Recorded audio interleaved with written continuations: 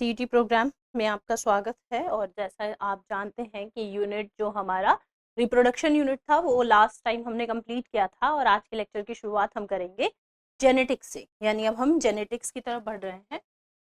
और जेनेटिक्स में हम बात करेंगे वंशागति तथा विविधता के सिद्धांत।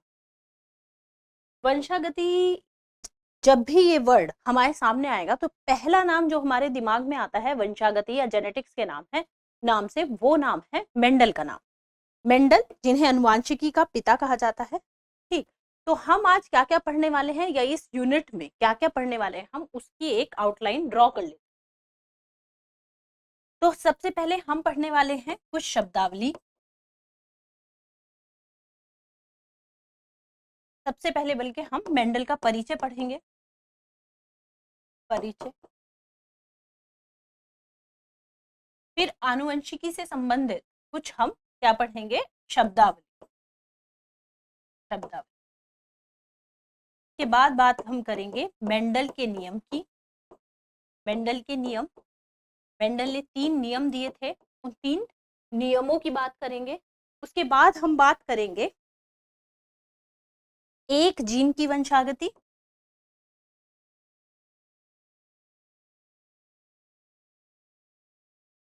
और 2 जीन की वंशागति।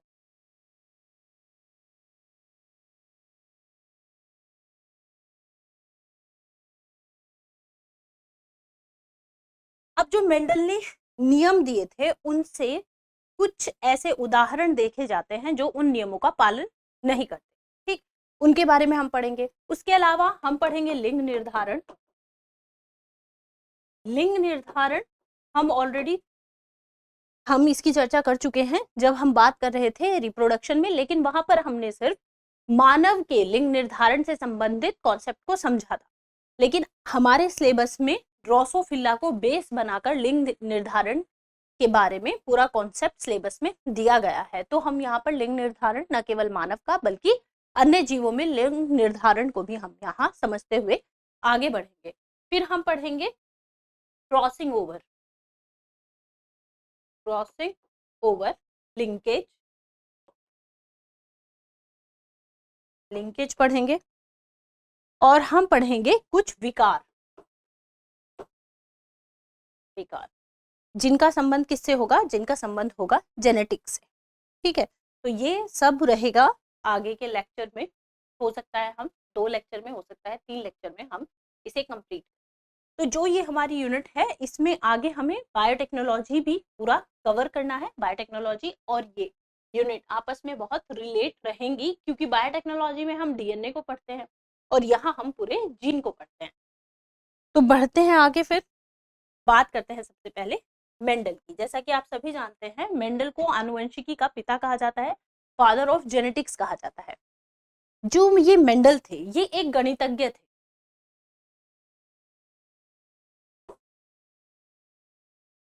और ये एक चर्च में पादरी थे। ठीक है, अब डाइवर्सिटी देखिए आप, एक गणितज्ञ थे मेंडल, एक चर्च में पादरी थे, और उन्होंने जेनेटिक्स जो इसका पूरा जो बेस है वो बायोलॉजी है, बॉटनी है, उससे संबंधित नियम दिए, जिसके कारण ये क्या कहलाए, ये फादर ऑफ जेनेटिक्स कहलाए। इनका जन्म हुआ था 22 जुलाई 1822 में। बर्थ 22 जुलाई 1822 में इनका जन्म हुआ था। ठीक, उसके बाद इन्होंने जो अपने एक्सपेरिमेंट किए थे, प्रयोग जो इन्होंने मटर के पौधे पर इन्होंने अपने प्रयोग किए थे, और वो प्रयोग इन्होंने 1856 से 1863 तक। अब इन प्रयोगों के बाद क्या हुआ, इनके काम के बाद 1866 में इनका जो वर्क है वो पब्लिश हुआ। पब्लिश का मतलब आप समझते ही होंगे, जब भी कोई साइंटिस्ट किसी पर काम करता है, कोई एक्सपेरिमेंट करता है, कोई रिसर्च करता है, तो वो लोगों तक कैसे पहुंचती है, उसे किसी एक जर्नल कहते हैं, एक किताब समझ लीजिए, उसमें छपाना पड़ता है, तो पब्लिश कराना होता है, उसे कहते हैं पेपर पब्लिकेशन। ठीक, तो हर जो भी पीएचडी स्कॉलर होता है उसका पेपर पब्लिकेशन होता है। तो इन्होंने भी, जहां पर ये पादरी थे वहीं के एक लोकल अखबार में अपनी रिसर्च को छपवाया था। उसके बाद मृत्यु हो गई इनकी कब? 1884 में। ठीक, ये सारी डेट्स बहुत इंपॉर्टेंट है, अभी समझेंगे कि क्यों जरूरी है। ठीक, और जब इन्होंने अपने काम को पब्लिश किया तो लोगों ने उस काम को सिरे से नकार दिया। 18 ठीक, तो लोगों ने इनके काम को सिरे से नकार दिया और कहा कि ये कैसी बातें कर रहे हो, उल जलूल बातें। मतलब जिन्होंने जेनेटिक्स के सबसे पुख्ता क्या दिए, बेसिक जिसने बनाया, जिसे आज हम फादर ऑफ जेनेटिक्स के नाम से जानते हैं, उनके काम को किसी तरह की सराहना नहीं मिली। कुछ किताबों में तो ये तक पढ़ा है और लिखा हुआ है कि जो मेंडल थे उन्हें पागल करार दे दिया गया, उन्हें पत्थर भी मारे गए, है ना। उन्हें कहा गया कि ये कुछ भी बक रहा है, गणितज्ञ होके बॉटनी के एक्सपेरिमेंट कर रहे हैं, और जो शोध बड़े बड़े वनस्पति वैज्ञानिक नहीं कर पाए, मेंडल उन्हें करने का दावा कर रहे हैं। तो इस तरह की बात हुई। लेकिन उनकी मृत्यु के बाद 1900 में, यानी उनकी मृत्यु के कितने दिन बाद, 16 वर्ष बाद, उनके काम को रिकॉग्निशन मिला और 3 साइंटिस्ट ने जो बात मेंडल कह रहे थे उसी बात को फिर से क्या किया, रिपब्लिश किया और दुनिया को समझाया। और इस बात, लोगों ने उनकी बात को समझा और ये भी समझा कि मेंडल के साथ क्या हुई है, नाइंसाफी हुई है। मेंडल जो बात जीते जी कह रहे थे उसको लोगों ने कब माना, उनके मरने के बाद। तो ये 3 साइंटिस्ट कौन थे? एक साइंटिस्ट का नाम था ह्यूगो डिवरीज, एक नाम था कॉरेंस, एक साइंटिस्ट थे कॉरेंस, और लास्ट थे शेरमैक।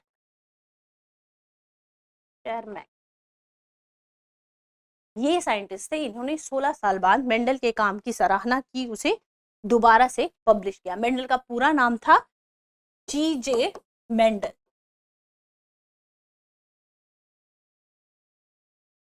ठीक, तो हम ये लास्ट लेक्चर में भी बात कर रहे थे कि अभी तो साइंस को बहुत एक्सेप्टेंस है। एक टाइम था यूरोप में, और जिन्हें हम आज डेवलप कंट्री के रूप में जानते हैं, वहां पर अगर साइंस से संबंधित कोई बात कह भी दी जाती थी तो क्या होता था, जो साइंटिस्ट है उन्हें कारावास कराया जाता था, सूली चढ़ा दिया जाता था, क्योंकि वो साइंटिफिक अप्रोच से बात कर रहे होते थे, साइंटिफिक बात कर रहे होते थे। तो अभी जो देश पिछड़े हुए हैं, जहां साइंस को एक्सेप्टेंस साइंस की नहीं है, तो हमें ऐसा लगता है अरे उस देश में साइंस की एक्सेप्टेंस नहीं है, अमेरिका को देखो, यूरोप को देखो। तो इतिहास सबका मोर और लेस ऐसा ही रहा है, वो थोड़ा जल्दी आगे बढ़ गए और अभी कुछ उस रेस में शामिल हैं और कुछ और भी ज्यादा पिछड़े हुए हैं। ठीक है, तो मेंडल को जीते जी नहीं मिला, और उनकी जो फेलियर है उसके पीछे के बहुत सारे रीजन थे, क्यों लोगों ने एक्सेप्ट नहीं की उनकी शोध, उसके पीछे भी रीजन थे। तो उनके पीछे रीजन क्या थे? मेंडल को जो रिकॉग्निशन नहीं मिला, वो रिकॉग्निशन न मिलने के क्या कारण थे? मेंडल के काम को सराहना न मिलने के कारण,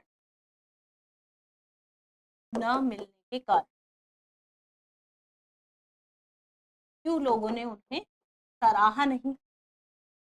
उसके कई कारण थे, जिसमें से पहला कारण था कि उन्होंने अपनी रिसर्च को लोकल अखबार में छापा था। लोकल अखबार में पब्लिकेशन, उनकी जो रिसर्च थी वो लोकल अखबार में पब्लिश हुई। अब आप सोचिए कि जेनेटिक्स के रूल और लोकल अखबार में वो छपी खबर, और वहां के लोगों ने ही उसका खंडन कर दिया। अब आप एक बात सोचिए, देखिए कि कोई न्यूज है जिसे वर्ल्ड वाइड स्प्रेड होना चाहिए, पूरी दुनिया को जिसकी जानकारी होनी चाहिए, और वो भारत के राज्य के किसी छोटे से गांव के अखबार में या किसी छोटे से जिले के अखबार में अगर वो बात छपे, तो क्या उसकी रीच इतनी हो पाएगी कि वो पूरी दुनिया में फैल जाए? बहुत मुश्किल है। तो सबसे बड़ा रीजन ये माना जाता है कि उन्होंने अपनी रिसर्च को लोकल अखबार में छापा। आप शायद इससे अवगत ना हो, लेकिन जो रिसर्च पेपर होते हैं वो बहुत बड़े बड़े जर्नल में छपते हैं उनका इम्पैक्ट फैक्टर होता है, जिसका जितना ज्यादा इम्पैक्ट फैक्टर होता है वो रिसर्च उतनी पुख्ता मानी जाती है। तो आज तो खैर क्योंकि टाइम चेंज हो गया, बहुत समय बीत गया, हम बात कर रहे हैं उनकी रिसर्च छपी है 1866 में, आज हम 2023 में खड़े हैं, तो टाइम इतना ज्यादा बीत गया है। लेकिन ये है कि इसके बारे में भी आपको जानकारी होनी चाहिए कि रिसर्च पेपर कैसे छपते हैं, क्या होता है। किसी पीएचडी स्कॉलर से आप बात करेंगे कभी तो आपको पता चलेगा कि वो पेपर लिख रहे हैं, क्योंकि लिखने के बाद अपनी रिसर्च को भेजना पड़ता है उस जर्नल को, वो एक्सेप्ट करे ना करे, वापस भेज दे, तो बहुत बड़ा प्रोसेस होता है। तो सबसे बड़ा कारण था कि उन्होंने अपनी रिसर्च को लोकल अखबार में क्या किया, पब्लिश कराया। दूसरा, मेंडल गणितज्ञ थे, तो हो सकता है किसी की ईगो हर्ट हो गई हो कि अरे ये गणितज्ञ है, ये हमें बॉटनी सिखाएंगे, तो ऐसा होता है ना कि अच्छा अब तुम सिखाओगे हमें, तो वो मेंडल के साथ भी रहा हो, तो लोगों ने इसलिए भी सीरियस नहीं लिया कि एक गणितज्ञ कैसे मटर के पौधे पे एक्सपेरिमेंट करके हमें रूल बता रहा है। तो इस वजह से मेंडल को लोगों ने सीरियसली नहीं लिया और ये समझा कि गणितज्ञ होकर ये बॉटनी की जो अवधारणा इतनी बड़ी, जिसकी ये बात कर रहे हैं, जिसको आंख से देखा नहीं जा सकता, मेंडल ने जीन, जिसको हम आज जीन के रूप में समझते हैं, उसको फैक्टर कहा था। तो जिस चीज को आंख से देखा नहीं जा रहा, मेंडल उसकी बात कर रहे हैं, बहुत आगे की बात कर रहे हैं, है ना। और लोगों को ये समझाना, जबकि आप उस फील्ड से भी ना हो, है ना, तो बहुत मुश्किल होता है। फिर उसी समय डार्विन की रिसर्च सामने आई थी और डार्विन खूब चर्चा में थे। तो डार्विन की रिसर्च सामने आने की वजह से क्या हुआ, लोगों ने मेंडल की बात को नेग्लेक्ट कर दिया, क्योंकि उस वक्त होता है ना कि जब कोई नई चीज, नई उस पर बात होती है, जैसे अभी क्या नई चीज है, अभी सबके लिए आर्टिफिशियल इंटेलिजेंस बहुत नई चीज है। अचानक कोई हल्का सा किसी लोकल अखबार में किसी नए कॉन्सेप्ट के बारे में जब बात होगी, तो लोग शायद उससे उतने अट्रैक्ट नहीं होंगे। तो एक रीजन ये भी रहा कि ये जो समय था, ये डार्विन का समय था, और उस वक्त लोग डार्विन के बारे में बहुत बातें करते। तो एक रीजन ये भी था, मेंडल की बातों को नहीं समझा गया, नहीं सुना गया। उसके अलावा मेंडल कारक की बात कर रहे थे, कारक जिसे हम आज क्या कहते हैं, जीन। मेंडल ने, जोहान्सबर्ग ने बाद में इसे टर्म दिया जीन, बाकी जब मेंडल ने कहा था तो मेंडल ने यही कहा था कि किसी भी पौधे में या जेनेटिक मेकअप में, आनुवंशिकी में, जीन जो है वो सबसे छोटी और क्रियात्मक इकाई होती है। तो कारक की बात मेंडल ने की थी। कारक कैसे लोगों को एक्सेप्ट हो जाता कि ये कारक क्या है, जो आंख से दिखाई नहीं दे रहा है, जब तक माइक्रोस्कोप भी नहीं था कि माइक्रोस्कोप से किसी डीएनए की संरचना देख ली जाती है और उनकी बातों को सराहा जाता। तो ये सारे ड्रॉबैक रहे मेंडल के काम के। अब मेंडल के काम को सराहना नहीं मिली, ये तो एक पॉइंट है, लेकिन दूसरा पॉइंट ये भी है कि मेंडल जो थे वो बहुत, जैसे कहते हैं ना, बहुत बुरी तरह से हारना, है ना, लेकिन मेंडल बहुत बुरी तरह से, उनके सारे एक्सपेरिमेंट क्या हुए, सक्सेसफुल हुए। तो मेंडल के सफल होने के क्या कारण थे, उनको भी देखते हैं। मेंडल के सफल प्रयोग के कारण, ये हम क्यों पढ़ रहे हैं, कई बार क्या होता है कि एग्जाम में इस तरीके से आता है, निम्न में से कौन मेंडल के सफल होने के कारणों में से एक नहीं था, आपको चूज करना होगा, या मिलान करने में कहीं इस तरह की चीजें आ सकती हैं। ठीक, तो पहला जो कारण था वो वही कारण था जो उनका ड्रॉबैक था, कि उन्होंने कारक को पकड़ लिया था। उन्होंने किसकी, कारक यानी फैक्टर, उन्होंने इसे कहा था, उन्होंने कारक की बात की। ठीक, हम जानते हैं कि कोई भी आपको नई चीज जब बतानी है तो आप उसकी शुरुआत कहाँ से करते हैं, बिल्कुल बेसिक से। जैसे हम ये लेक्चर जब पढ़ रहे हैं, हम शुरुआत बिल्कुल बेसिक से कर रहे हैं कि कोई मेंडल थे, उन्होंने एक्सपेरिमेंट किए, ये हुआ, है ना। इसी तरीके से स्टेप बाय स्टेप हम पढ़ रहे हैं। फिर अभी हम शब्दावली पढ़ेंगे, यानी आगे अगर मैं बार बार आपको बोलूंगी ये दोनों अलील है, ये अलील है, ये जीन है, ये समयुग्मजी है, तो कंफ्यूजन हो जाएगा अगर वो टर्म क्लियर नहीं होगी, है ना। तो सेम चीज है, मेंडल के एक्सपेरिमेंट सफल इसलिए हुए क्योंकि उन्होंने कारक को समझ लिया था। कारक क्या था, कारण था, कैसे था वो हम आगे समझेंगे, ठीक है। दूसरा रीजन, क्योंकि मेंडल मैथमेटिशियन थे, इस वजह से जो उनका डेटा एनालिसिस था, डेटा एनालिसिस, वो बहुत ज्यादा क्या था, वो बहुत ही ज्यादा एक्यूरेट था, एक्यूरेट, ठीक है। क्योंकि मेंडल क्या थे? गणितज्ञ। अभी क्योंकि हमने शुरुआत नहीं करी है, लेकिन आज की क्लास में आपको आफ्टर अ सर्टेन पॉइंट ये लगने लगेगा, थोड़े ही समय बाद आपको ये महसूस होने लगेगा कि आज बायोलॉजी की क्लास नहीं है, आज तो मैथ्स की क्लास है। ठीक है, क्योंकि इतने फॉर्मूला, इतने गुणा भाग आज हम करने वाले हैं। तो क्योंकि मेंडल गणितज्ञ थे, तो वो सब गुणा भाग और वो सारी चीजें मेंडल ने बहुत बखूबी की, और यही रीजन था कि उनके एक्सपेरिमेंट बहुत ज्यादा सक्सेसफुल रहे। तीसरा, उन्होंने मटर के पौधे को क्या लिया था? As a experiment. जो प्लांट है, उनका एक्सपेरिमेंट प्लांट क्या था? मटर का पौधा था। तो मटर का पौधा क्या है? उसकी मटर का पौधा, इसका जीवन काल बहुत छोटा होता है। जीवन काल छोटा, 3 हफ्ते का मान लीजिए एवरेज। ठीक है, तो अगर कोई एक्सपेरिमेंट फेल भी हो गया तो उसमें कितना टाइम लगेगा? 3 हफ्ते फिर से करने में। तो क्योंकि मटर के पौधे का जीवन काल बहुत छोटा था और मेंडल ने मटर के पौधे को अपने एक्सपेरिमेंट प्लांट के रूप में लिया था, तो एक ये भी कारण था। अगर वो कोई ऐसा प्लांट लेते जिसका जीवन काल थोड़ा ज्यादा हो, तो उसमें क्या होती? दिक्कत होती। उसके अलावा इन्होंने जो लक्षण लिए, लक्षण, अभी ये सारी बातें हमें तब ज्यादा समझ में आएगी जब हम आगे बढ़ते जाए। इन्होंने जो लक्षण लिए वो कैसे लिए? कॉम्प्लीमेंट्री, विपरीतार्थ। इस बात का क्या मतलब है? देखिए, मेंडल के जो एक्सपेरिमेंट थे ना, उन्होंने क्या किया? जैसे उन्होंने एक कैरेक्टर लिया, लंबा पौधा, लंबा पौधा। तो दूसरा कैरेक्टर क्या था उनका, जानते हैं? बौना पौधा। ठीक है, अगर उन्होंने फूल का रंग बैंगनी लिया, तो दूसरा कैरेक्टर था उनका सफेद। ठीक है, तो ये विपरीत रंग है। उन्होंने ऐसा नहीं किया कि लंबा पौधा और कुछ कम लंबा पौधा ले लिया, कुछ कम लंबा पौधा ले लिया। ठीक, उन्होंने ऐसा बिल्कुल नहीं किया। उन्होंने ऐसा नहीं किया कि तेज बैंगनी ले लिया हो और हल्का बैंगनी ले लिया हो, क्योंकि अगर ऐसा होता तो बहुत सारे कैरेक्टर मिक्स एंड मैच हो जाते और बहुत दिक्कत हो जाती। तो मेंडल की जो सफलता के पीछे रीजन था, वो एक बहुत बड़ा रीजन ये था कि मेंडल ने जितने भी लक्षण लिए वो कैसे लिए? कॉम्प्लीमेंट्री लिए। उन्होंने इन बिटवीन का कोई कैरेक्टर नहीं लिया। या तो लंबा है पौधा या बौना है, आप देखकर आइडेंटिफाई कर सकते हो कि ये बौना पौधा है और ये लंबा पौधा है। तो यही रीजन रहा मेंडल के सफल होने का। अब बात आती है मटर के पौधे की। मेंडल ने अपने एक्सपेरिमेंट प्लांट में मटर के पौधे को चुना, और मटर के पौधे को चुनने का जो सबसे बड़ा फायदा था वो ये था कि मटर के पौधे का जीवन काल कितना होता है? 3 से 4 हफ्ते, 3 से 4 वीक, है ना?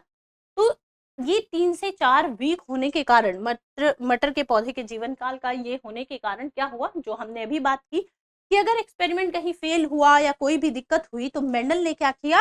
उस पौधे को दोबारा उगाया होगा और दोबारा एक्सपेरिमेंट किया होगा, जिसमें बहुत कम ड्यूरेशन लगी होगी, बहुत कम समय लगा होगा। इसके अलावा जो मटर का पौधा है, मटर के पौधे में स्वपरागण और पर परागण दोनों देखे जाते हैं। फायदा क्या होगा? देखिए, मान लीजिए ये मटर का पौधा है,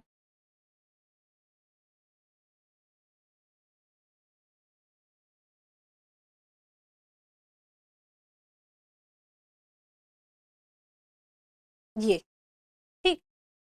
अब मटर का पौधा ये है, और हम जानते हैं कि इस पर ये क्या स्ट्रक्चर है, आपको याद होगा, फीमेल रिप्रोडक्टिव ऑर्गन और ये मेल रिप्रोडक्टिव ऑर्गन। एक ही फूल पर अगर ये दोनों है तो यहाँ से 100 परागण हो जाएगा। ठीक है, और आपने क्या पढ़ा था? एक प्रोसेस पढ़ा था जिसमें इमेस्कुलेशन, जिसमें क्या हुआ था कि हमने एंथर को रिमूव कर दिया था। अगर इस फीमेल के एंथर को रिमूव कर दिया जाए, यहाँ से कट कर दिया, और इस वाइट वाले फ्लावर के इस एंथर से इसको क्रॉस कराया जाए, तो ये कौन सा क्रॉस होगा? ये कौन सा परागण होगा? क्रॉस पॉलिनेशन, यानी पर परागण। तो ये दोनों ही मटर के पौधे में देखे जाते हैं। इस वजह से बहुत अलग अलग तरह की वैरायटी, अलग अलग तरह के क्रॉस के कारण भी रिजल्ट बहुत एक्यूरेट रहे। तो एक रीजन ये था।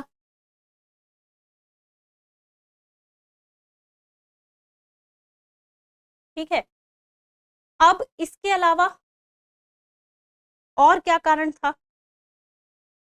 परपरागण और स्वपरागण। उसके अलावा मटर के पौधे के उन्होंने 7 लक्षणों को लिया।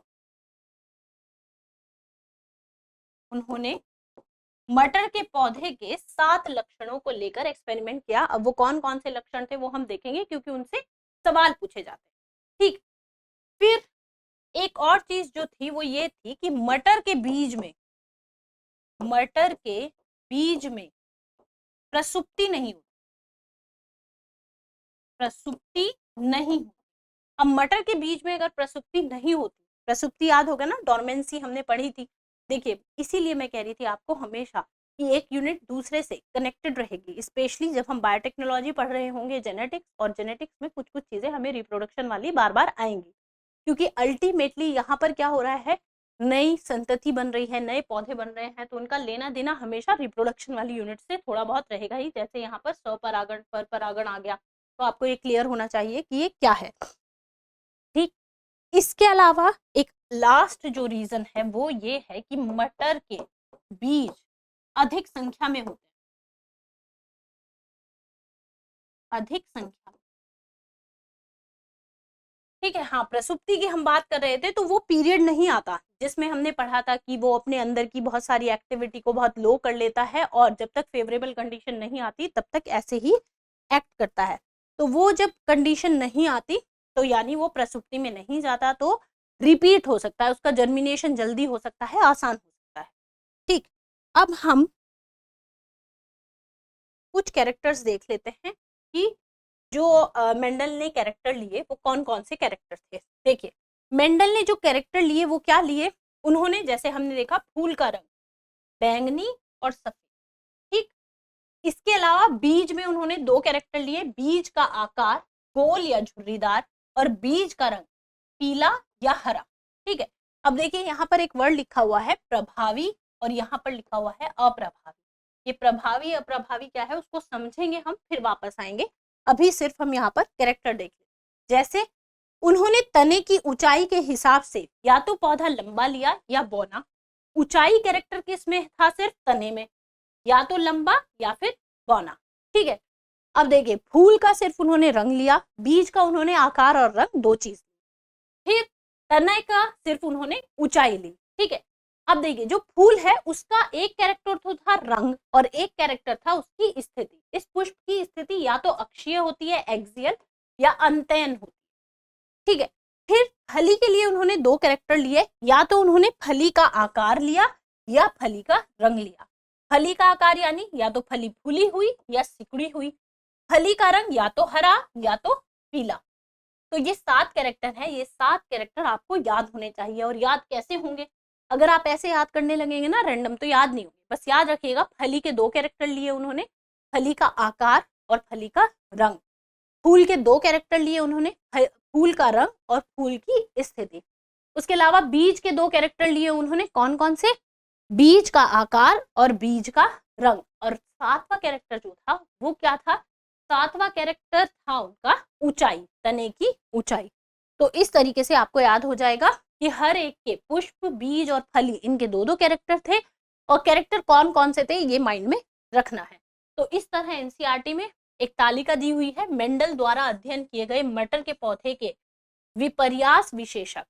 ठीक, क्या क्या लक्षण थे, कौन कौन से लक्षण थे, तने की ऊंचाई, फूल का रंग, फूल की स्थिति, फली का आकार, फली का रंग, बीज का आकार और बीज का रंग। ठीक है, अगेन उधर इंग्लिश में दिए हुए हैं, जिसको दिक्कत हो वो इंग्लिश में देख सकता है। अब हमें कुछ शब्दावली पढ़नी है, लेकिन उससे पहले हम कुछ क्वेश्चंस देखेंगे। शायद क्वेश्चन जो हैं वो गलती से नीचे की तरफ चले गए हैं, तो उन क्वेश्चन को हम एक बार देख लेते हैं ताकि हमें समझ आए।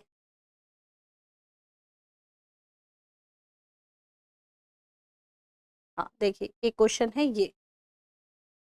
ठीक, निम्नलिखित लक्षणों में से एक पर मेंडल ने मटर पर अपने प्रयोगों में विचार नहीं किया था। किस पर विचार नहीं किया था, यानी यहाँ क्या पूछना चाह रहे हैं, यहाँ पूछना चाह रहे हैं कि आपको सातों कैरेक्टर पता है या नहीं जिन पर मेंडल का एक्सपेरिमेंट था।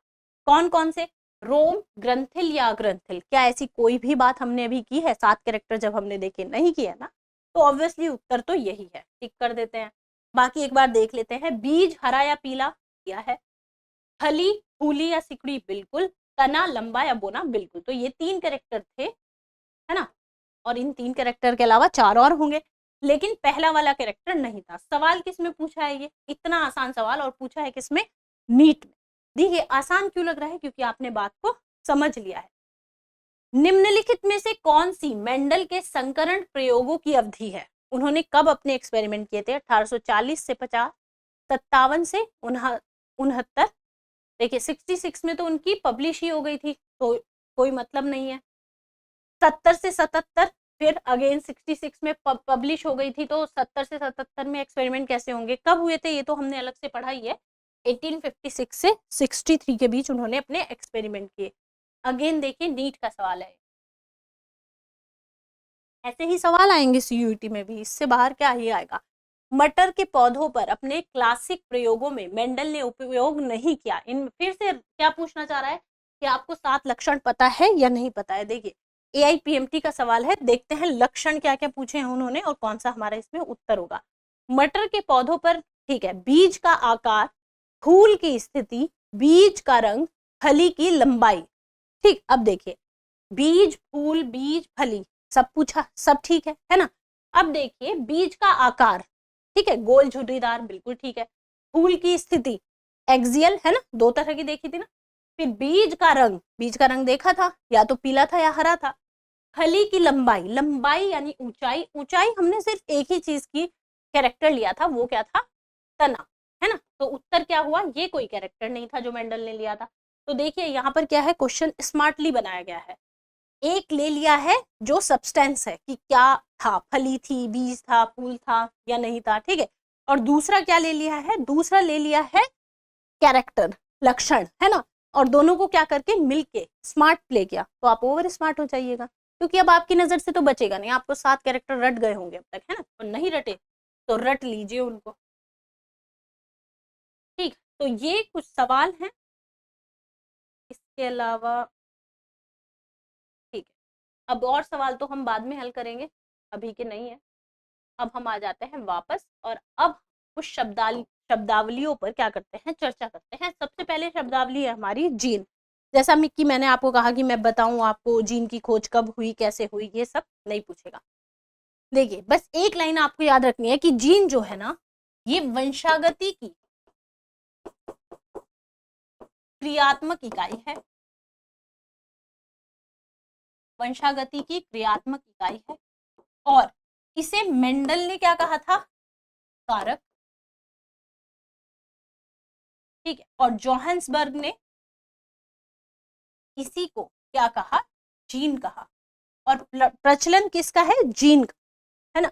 आज के टाइम पे जिस भी चीज को, अभी ये समझ लीजिए जो भी है, हमें नहीं पता किसको कह रहे हैं जीन, लेकिन जिस भी चीज को जीन कह रहे हैं आज के टाइम पे, हम फैक्टर उसे नहीं कहते हैं, हम कारक उसे नहीं कहते, बल्कि क्या कहते हैं? जीन कहते हैं।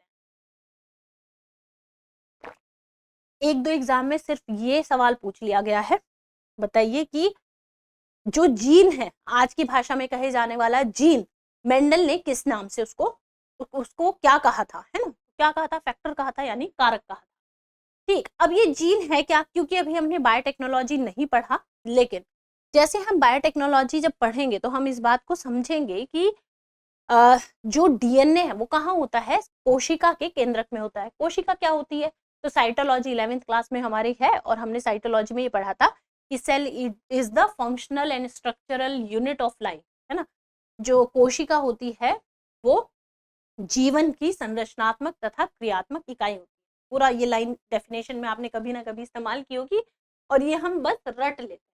जब हम कहते हैं कि कोशिका किसी जीवन की संरचनात्मक तथा क्रियात्मक इकाई है, इसका मतलब क्या है? जब हम ये बात कह रहे हैं, इसका मतलब है कि कोशिका के नीचे ही कुछ होगा। जैसे कोशिका से मिलकर क्या बनता है? बहुत सारी सेल जब आपस में मिल जाती हैं वो टिश्यू बनाती हैं, ठीक है। अब टिश्यू मिल जाते हैं तो क्या बनाते हैं, ऑर्गन बनाते हैं। ऑर्गन जब मिल जाते हैं तो क्या बनाते हैं, सिस्टम बनाते हैं। और जब बहुत अलग अलग तरह के सिस्टम मिल जाते हैं तो वो क्या बनाते हैं, बॉडी बनाते हैं। यही प्रोसेस है।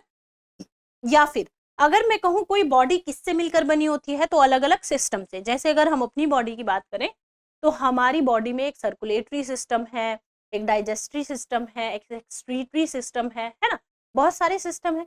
वो सिस्टम बहुत अलग अलग ऑर्गन से मिलकर बने हैं। जैसे अगर मैं सर्कुलेटरी सिस्टम की बात करूँ तो उसमें बहुत सारी आर्टरी हैं, बहुत सारी वेसल्स हैं, हार्ट है और लंग्स हैं, है ना। तो तब एक क्या बना है, सर्कुलेटरी सिस्टम। अगर उसमें से भी मैं एक, ये सर्कुलेटरी सिस्टम ये किससे मिलकर बना है, ऑर्गन से। अगर मैं एक ऑर्गन की बात करूं कि हार्ट किससे मिलकर बना है, तो हम देखेंगे बहुत अलग अलग तरह के ऊतक यानी टिश्यू से मिलकर हार्ट बना है। अब अगर मैं सोचूं कि टिश्यू किससे मिलकर बना है, तो मैं पाऊंगी कि टिश्यू यानी ऊतक, हर ऊतक किसी न किसी कोशिका से बना हुआ है। कोशिका अलग अलग तरह की होती है ना। अब ये कोशिकाएं किससे मिलकर बनी है, तो मैं देखूंगी ये कोशिकाएं मिलकर बनी है प्रोटीन, कार्बोहाइड्रेट, लिपिड और बहुत बहुत सारी चीजें, इनसे मिलकर क्या बनी है, कोशिका बनी। और ये किससे मिलकर बने हैं, ये मिलकर बने हैं carbon, hydrogen, nitrogen, oxygen, phosphorus, sulphur, इन सब। तो क्या यहाँ जीवन दिख रहा है हमें, नहीं। क्या यहाँ जीवन दिख रहा है, कोई प्रोटीन है, कोई कार्बोहाइड्रेट है, रोटी है उसमें कार्बोहाइड्रेट होता है, क्या उसमें जीवन है, नहीं। लेकिन जब ये रोटी हम खा के अंदर भेजते हैं अपने शरीर के, तो वहां कोशिका का निर्माण होता है और इस कोशिका में जीवन है। तो इसीलिए हम कहते हैं कि कोशिका जो है वो क्रियात्मक और संरचनात्मक इकाई है जीवन की, यानी इसके पहले कहीं जीवन नहीं है। जो जीवन है वो किस संरचना में है, कोशिका में। इसी तरह इस कोशिका के अंदर, यहाँ पर ये कोशिका है, ये पादप कोशिका है, क्योंकि हमने यहाँ सेल वॉल, सेल मेम्ब्रेन दोनों बनाई है। ये क्या है, केंद्रक। केंद्रक के अंदर क्या है, क्रोमैटिन, जेनेटिक मटेरियल यानी, है ना, यहाँ बना देते हैं। अब इसमें क्या है, क्रोमोसोम, ऐसे। और इस क्रोमोसोम में यहाँ क्या है, डीएनए। और इस डीएनए में हम ये मान के चल रहे हैं, अभी आप डीएनए का डी भी नहीं जानते कि डीएनए क्या होता है, ठीक है, कोई दिक्कत नहीं है। अब जो ये डीएनए है इसमें क्या है, इसमें यहाँ पर कुछ नाइट्रोजन क्षार हैं, जैसे AUG है, मान लीजिए। ये क्या है, ये एक जीन है, ठीक है। ये क्या है, ये एक जीन है। कोई जीन कितना भी लंबा हो सकता है, लेकिन नाइट्रोजन क्षारों का ये क्रम ही क्या कहलाता है, जीन कहलाता है। अभी के लिए आपको इतना ही वापस आते हैं। अब हम बात करते हैं एलील की। एलील किसे कहते हैं, हमेशा कोई भी लक्षण जो होगा ना, जो भी जीन होगा, अभी जीन से समझ लीजिए कि लक्षण किसके थ्रू एक्सप्रेस होगा, जीन के। हमेशा जो लक्षण एक्सप्रेस होगा वो हमेशा युग्म में। कैसे, आप जानते हैं क्रोमोसोम हमेशा जोड़े में होते हैं। जैसे आप जानते हैं XX ये क्या है, फीमेल, XY ये क्या है, मेल, लेकिन ये जोड़े में ही है ना। हमारा लिंग निर्धारण इससे नहीं हो सकता। अगर मैं कहूं किसी में X क्रोमोसोम है, तो क्या आप बता पाएंगे ये नर है या मादा, नहीं। ये तो टर्नर सिंड्रोम है, ये तो एक विकार हो गया। तो अगर ये जोड़ा अलग होता है तो क्या हो जाता है, विकार हो जाता है, यानी बीमारी हो जाती है। तो हमें ये समझ में आया कि कोई भी युग्म जो है, कोई भी जो कैरेक्टर है, वो क्रोमोसोम के जोड़ों में होता है, ठीक है। और इसी को हम क्या कहते हैं, अलील कहते हैं। जैसे अगर लंबाई को दिखाना है तो ये ऐसे दिखाया जा सकता है, या ऐसे दिखाया जा सकता है, या ऐसे दिखाया, ठीक है। तो यानी हमेशा जो कैरेक्टर है, जो लक्षण है, वो किस में होता है, जोड़े में होता है। और इस जोड़े को क्या कहते हैं, युग्म विकल्पी या एलील आपको ज्यादातर दिखेगा। हिंदी में इसी तरह लिखा जाता है, ये वर्ड आपको बहुत रेयर दिखेगा, ठीक है। तो आप एलील ही याद, ठीक है। अब है समयुग्मजी, होमोजाइगस किसे कहते हैं। अगर ये एलील क्या है, एक जैसे हैं दोनों, यानी कैपिटल T और कैपिटल T, स्मॉल t और स्मॉल t, ठीक, तो ये क्या कहलाएंगे, समयुग्मजी। अगर ये एलील अलग अलग है, एक कैपिटल T है, एक स्मॉल t है, तो ये क्या कहलाएंगे, विषम युग्मजी। सिंपल बात है, फर्क क्या पड़ता है, देखिए, जब भी विषम युग्मजी होगा, एलील जब भी विषम युग्मजी होगा, जैसे ये, इसमें से एक होगा प्रभावी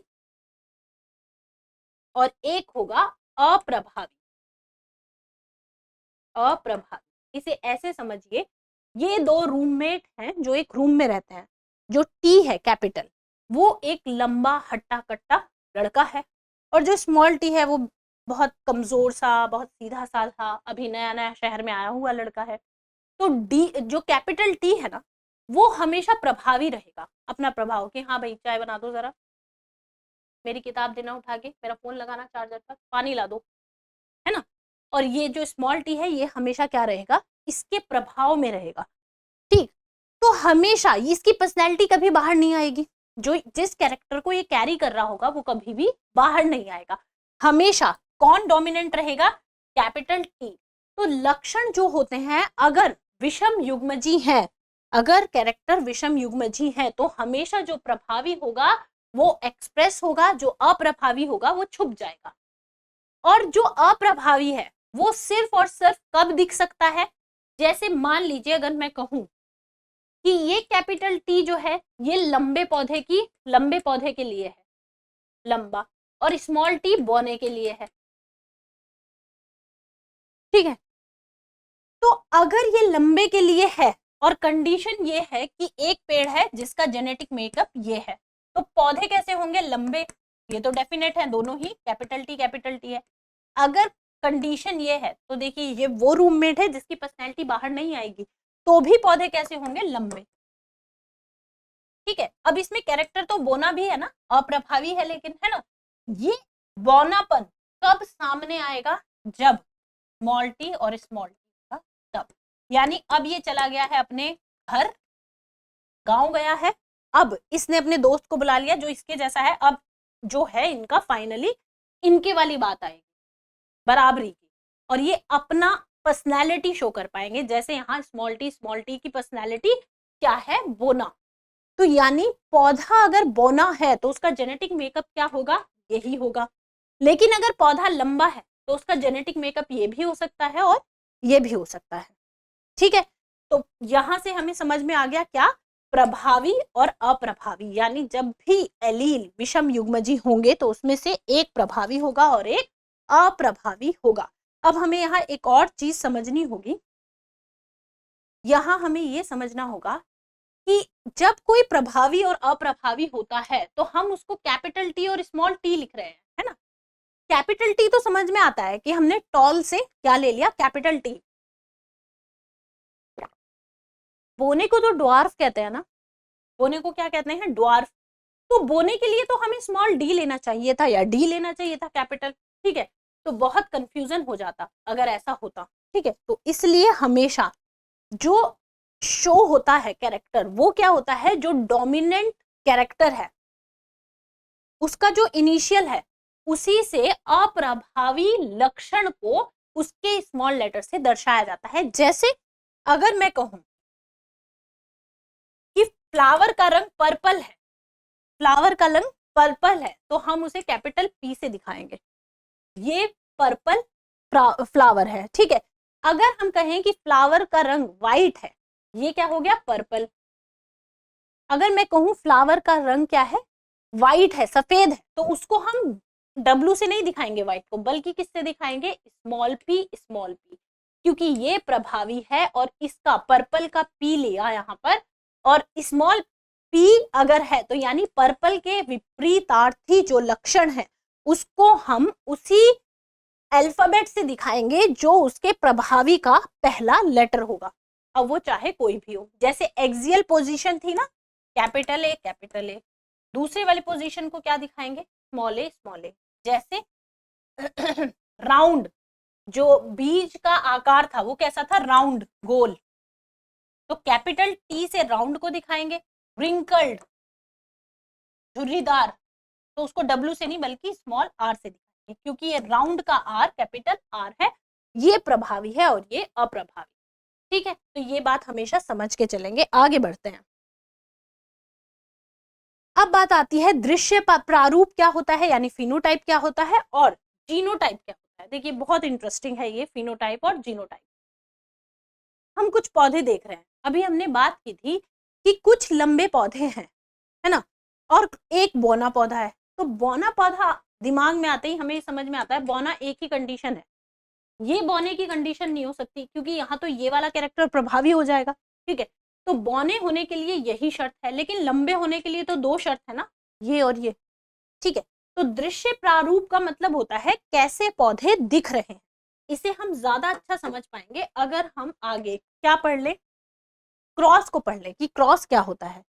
ठीक, क्रॉस कुछ नहीं है, दो पौधे हैं, दो पौधों में जो हमने लास्ट यूनिट में पढ़ा था रिप्रोडक्शन कराया जा रहा है और उससे नए पौधे बन रहे हैं, ठीक, उसी को क्या कहते हैं, क्रॉस कहते हैं। जैसे मान लीजिए एक लंबा पौधा है, समयुग्मजी लंबा पौधा, समयुग्मजी का मतलब दोनों कैरेक्टर एक जैसे, और एक समयुग्मजी या समयुग्मजी कहने की भी जरूरत नहीं है उसके लिए, एक बोना पौधा है, बोने पौधे की एक ही कंडीशन है, ठीक, उनके बीच में ये निशान अगर लग गया तो यानी हमने क्या कराया है इनके बीच में, हमने इनके बीच में क्रॉस कराया है। ये क्या हुआ है भाई, ठीक, तो हमने इनके बीच में क्या कराया है, क्रॉस कराया, ठीक, इसे कहते हैं क्रॉस कराना। अब क्रॉस कराने में क्या होता है, ये कैरेक्टर अलग, ये कैरेक्टर अलग, ये कैरेक्टर अलग, ये कैरेक्टर अलग, कैसे, कैपिटल टी स्मॉल टी, यहां से अलर्ट हो जाइएगा क्योंकि यही होना है, यही गुणा भाग होनी है पूरे लेक्चर में। ये इसके साथ अगर क्या करेगा, ये वाला समझ लीजिए पॉलन ग्रेन है और ये क्या है जो हम पढ़ रहे थे ना एम्ब्रियोसेक, एम्ब्रियोसेक में भी एग है ना, ये बनेगा कैपिटल टी स्मॉल, यहां से यहां कैपिटल टी स्मॉल, यहां से यहां कैपिटल टी स्मॉल, यहां से यहां कैपिटल टी स्मॉल टी। अब मुझे बताइए ये चारों पौधे कैसे दिख रहे होंगे, लंबे, क्योंकि कैपिटल टी स्मॉल टी में प्रभावी क्या है, कैपिटल टी, तो ये सब के सब पौधे कैसे होंगे, लंबे होंगे, ठीक है। और इसे क्या कहेंगे, इसे कहेंगे F1 जनरेशन, ये थी प्योर लाइन पेरेंट्स वाली जनरेशन, इसे कहेंगे F1 जनरेशन, इसे क्या कहेंगे, F1 जनरेशन कहेंगे, ठीक। अब देखिए अगर हम दोबारा से यही वाले प्लांट ले, दोनों ये वाले प्लांट ले लें, अब हमारे पास चार नए प्लांट आए इस तरीके से, अब हमने ये चार नए प्लांट में से दो प्लांट लिए, capital T small T, capital T small T, और इनके बीच क्या कराया, ये निशान लगते ही क्या हो गया है, क्रॉस हो गया है। क्या करना है हमें, इसके युग्मकों को अलग कर लेना है, एलील को, और क्या कर देना है इनका cross, capital T capital T, capital T small T, capital T small T, small T small T, ठीक। अब देखिए यहाँ पर कितने लंबे पौधे दिख रहे हैं आपको, यहाँ पर लंबे पौधों की संख्या क्या है, 3, और बोना पौधा कितना है, 1, यानी यहाँ पर 3:1 रेशो है, ठीक है। अब मुझे बताइए क्या ये तीनों लंबे पौधों का जेनेटिक मेकअप एक जैसा है, क्या इसमें एक जैसे एलील है, नहीं, एक एलील एक जैसा है, दो एलील एक जैसे हैं और एक एलील एक जैसा है। तो पौधे दिखने में जैसे लगते हैं उसको कहते हैं फिनोटाइप रेशो, फिनोटाइप रेशो वो क्या है, 3:1, 3 लंबे हैं एक बौना है, जैसा हमें पौधा देखने में लग रहा हो वो क्या हो गया, लंबा और बौना, है ना। और उसके जो एलील हैं अगर वो समयुग्मकी हैं या विषमयुग्मकी हैं और फिर ये अप्रभावी समयुग्मकी है, तो ये क्या कहलाता है, ये कहलाता है जीनोटाइप रेशो, यानी उसके जीन के हिसाब से एक पौधा समयुग्मकी लंबा है, दो पौधे विषमयुग्मजी लंबे हैं और एक पौधा बौना है ना। ये क्या कहलाया, उसका जेनेटिक जो युग्मक है, जो उसके अलील का जो अलील जो है वो कितने टाइप के हैं उसको बता रहा है, वो कितने टाइप के हैं, 1:2:1, तो ये उसका क्या हुआ, जीनोटिपिक रेशो हुआ। जबकि पौधे दिखने में ये तीनों क्या है, लंबे, और ये क्या है, बौना, ये तो बौना हो नहीं सकता ना, ये तो अप्रभावी है, तो यहाँ प्रभावी जो कैरेक्टर है वही शो होगा। ये कौन सी जनरेशन हुई, F2।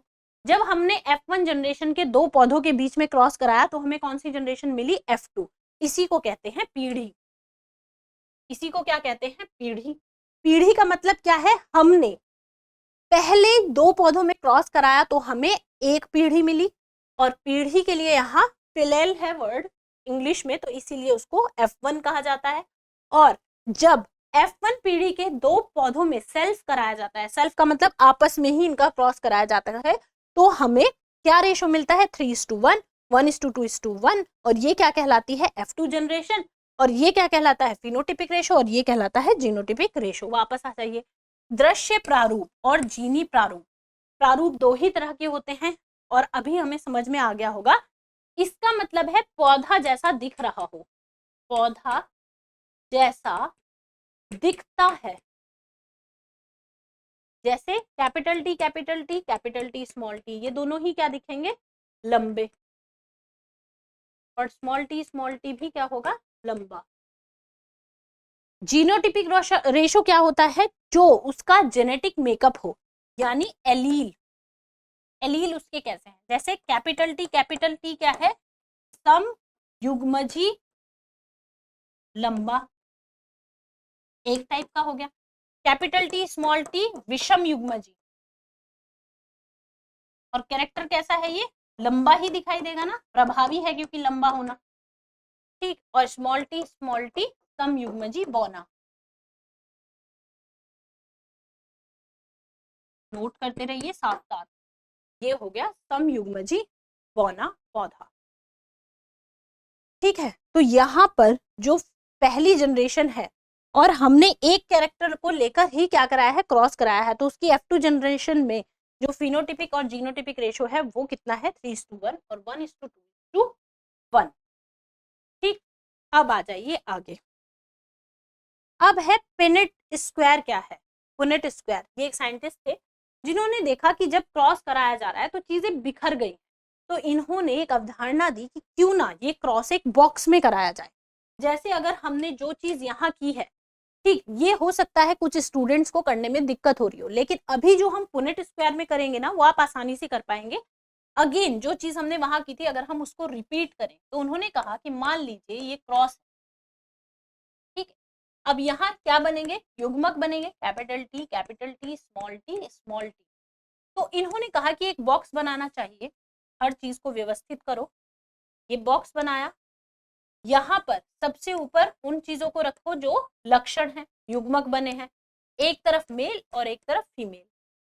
अब जैसे यहाँ कैपिटल टी रखो, यहाँ पर स्मॉल टी और स्मॉल टी, एक तरफ दो युग्मक रख लिए, एक तरफ दो युग्मक। अब इनका क्रॉस कराओ, कैपिटल टी और स्मॉल टी, कैपिटल टी और स्मॉल टी, कैपिटल टी और स्मॉल टी, कैपिटल टी और कौन सी जनरेशन है F1 जनरेशन। मुझे बताइए F1 जनरेशन का फिनोटिपिक रेशो क्या है, दृश्य प्रारूप क्या है 4:0, सारे के सारे क्या है लंबे हैं। जीनोटिपिक रेशो क्या है, अब देखिए कितनी अलग अलग तरह के एलील है, सिर्फ 4 ही हैं, एक ही टाइप के हैं चारों, तो यहाँ जीनोटिपिक और फिनोटिपिक रेशो क्या होता है सेम होता है 4:0 और 4:0। ये किसकी बात हो रही है F1 जनरेशन की। F1 जनरेशन में चाहे एक कैरेक्टर हो, जैसे यहाँ हमने सिर्फ लंबाई ली है, अभी आगे हम दो कैरेक्टर एक साथ लेंगे तो तब भी हमेशा एक संख्या होगी और 0 ही होगा। पहली पीढ़ी में हमेशा क्या मिलता है इसी तरह का कैरेक्टर मिलता है, यानी जो प्रभावी है वो ही शो होता है, ठीक। तो ये है पुनेट स्क्वायर। अब इसी को आगे बढ़ाएं, अगर हम इसी पुनेट स्क्वायर को हम आगे अगर बढ़ाएं, देखिए अब क्या करा दे, ये जो कैपिटल टी और स्मॉल टी है इसके बीच सेल्फ करा दें, जो हमने लास्ट कराया था, capital T small T, capital T small T. ये हमेशा अलग करके लिखा करो क्योंकि आगे जब हम क्या करेंगे, आगे बहुत दिक्कत होगी जब हम कई सारे कैरेक्टर एक साथ लें। अगेन पुनेट स्क्वायर बना लेते हैं, ये बना लिया, यहाँ पर male female, capital T small T, capital T small T. अब करा देते हैं क्रॉस, तो क्या आएगा capital T capital T, capital T small T, capital T small T, small T small T. ये क्या हो गया F2 जनरेशन, ठीक।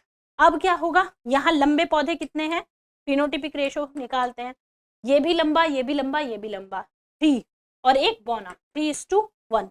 जीनोटिपिक रेशो कितना है, एक है समयुग्मजी लंबा, दो हैं विषम युग्मजी लंबे, यानी 1:2:1 है बोना, 1:2:1।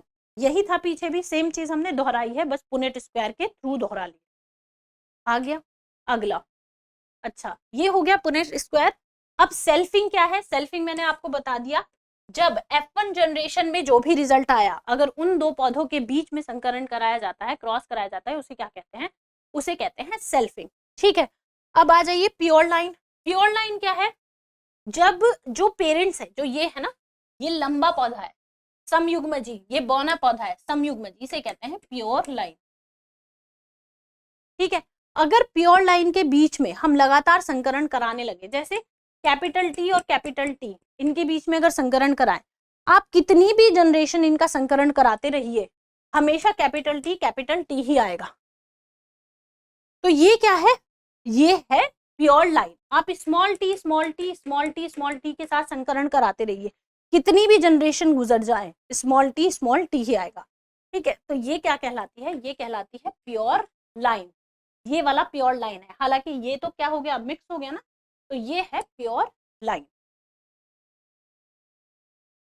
अब हम बात करेंगे किसकी? संकरण यानी क्रॉस। क्रॉस जो है, जो हमें पढ़ने हैं, जो हमारे सिलेबस में है, वो क्रॉस है कितनी तरह के? दो तरह के हमारे सिलेबस में है, एकल संकर और द्विसंकर। ये हमारे सिलेबस में नहीं है, लेकिन फिर भी हम इसको देख लेंगे, क्योंकि जब इतना पढ़ ही रहे हैं तो क्या ही दिक्कत है। ठीक है, तो यहाँ पर क्या है, हमें कुछ क्या पढ़ने हैं? हमें कुछ क्रॉस पढ़ने हैं।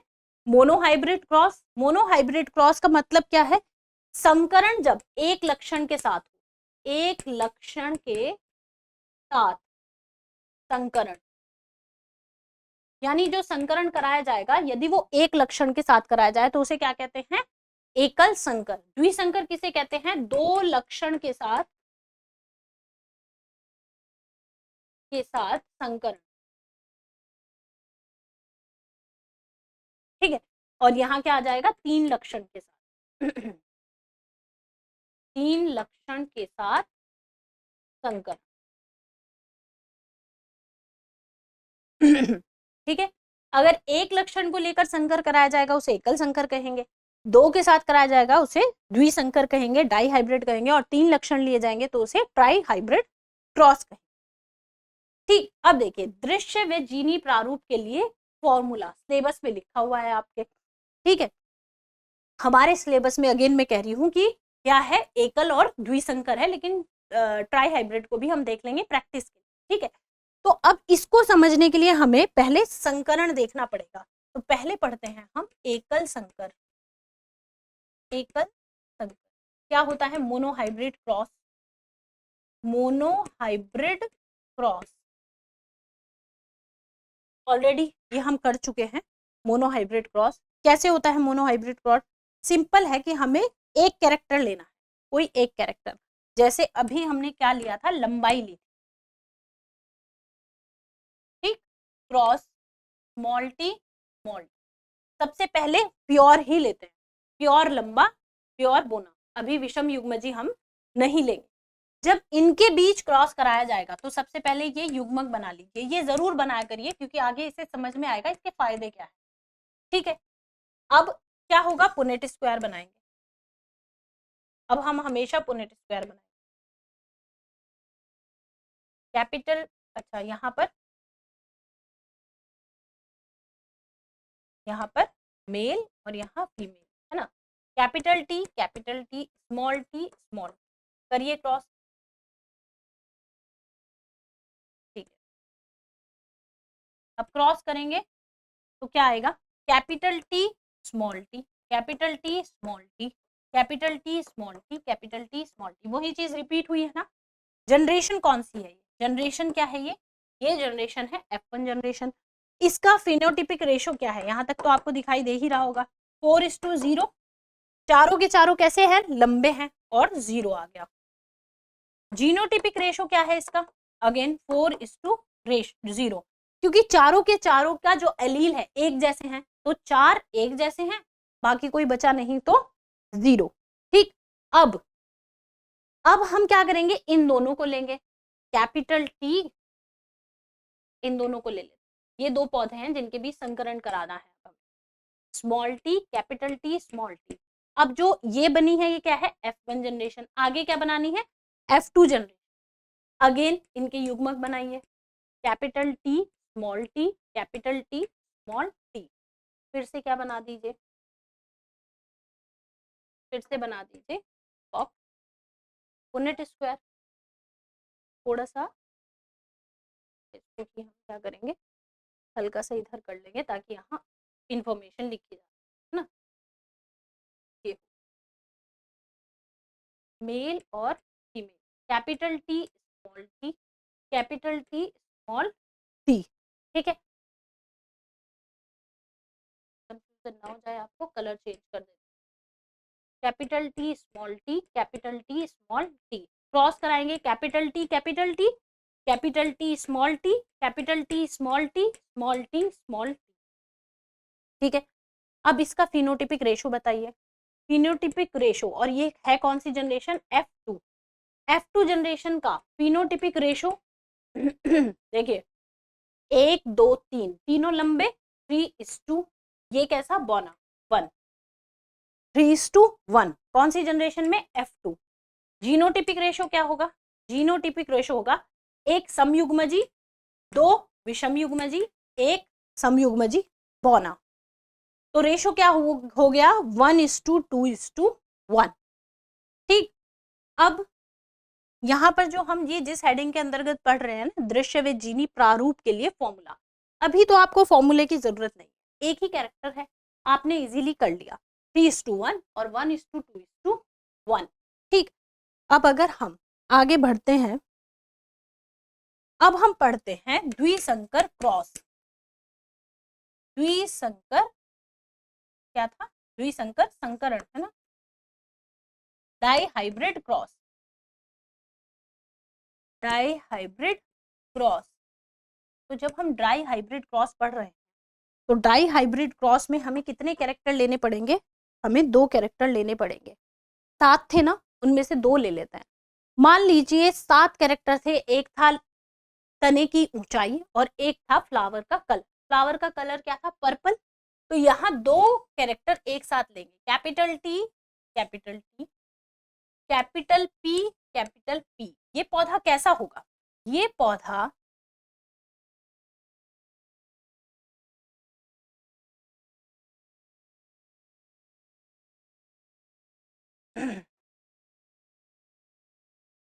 ठीक है, अब ये पौधा कैसा होगा, capital T capital T capital P capital P. ये पौधा कैसा होगा, लंबा, और फिर फ्लावर कैसे आएंगे, बैंगनी।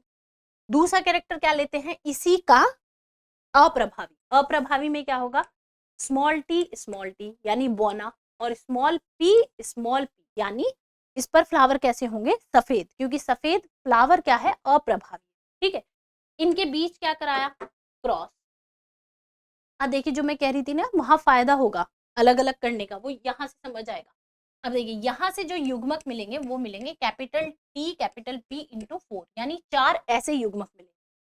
अभी यहाँ मैं आपको दिखा देती हूँ, समझ में नहीं आया होगा आपको कि कैसे मिलेंगे। इसका इससे क्रॉस कराएंगे, capital T capital P, capital T capital P, capital T capital P, capital T capital P. तो कितने मिले यहाँ पर total, capital T capital P into 4।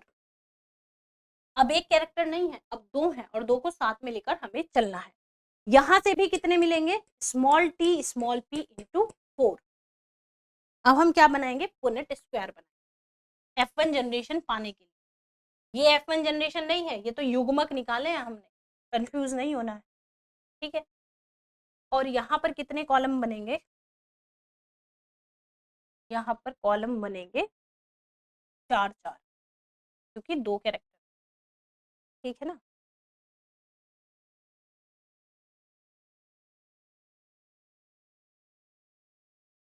ये हो गया मेल और तो 1 2 3 और 4 बन गया पुनेट स्क्वायर, क्योंकि आगे हमें F2 जनरेशन भी बनानी है ना। और ये 1 2 3 4। ठीक है, अब अगर हम इसको रख दें यहाँ पर से, कैपिटल टी कैपिटल पी, कितनी बार लिखना है? 4 बार। Capital T capital P capital T capital P capital T capital P capital T capital P. इधर small T small P into 4, तो small T small P small T small P small T small P small T small P. मजा आ रहा होगा आपको। आज तो ma'am T T P P कर रही हैं तब से, है ना, टाइम पास कर रही हैं। बिल्कुल भी ऐसा नहीं है, अभी आपको इसका फायदा समझ आएगा।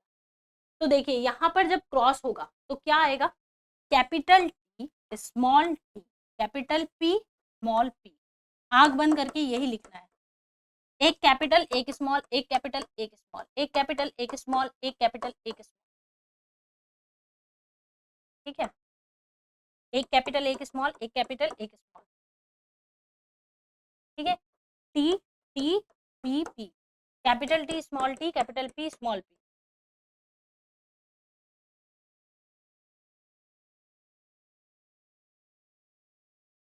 ठीक है, मतलब बदल जाएगा अगर कहीं भी गलती से आपने स्मॉल पी 2 बार लिख दिया या स्मॉल टी 2 बार लिख दिया या कैपिटल टी 2 बार लिखा गया, मतलब ही बदल जाएगा, पूरा प्रोसेस बेकार जो हम पढ़ना चाह रहे हैं। ये क्या है? F1 generation.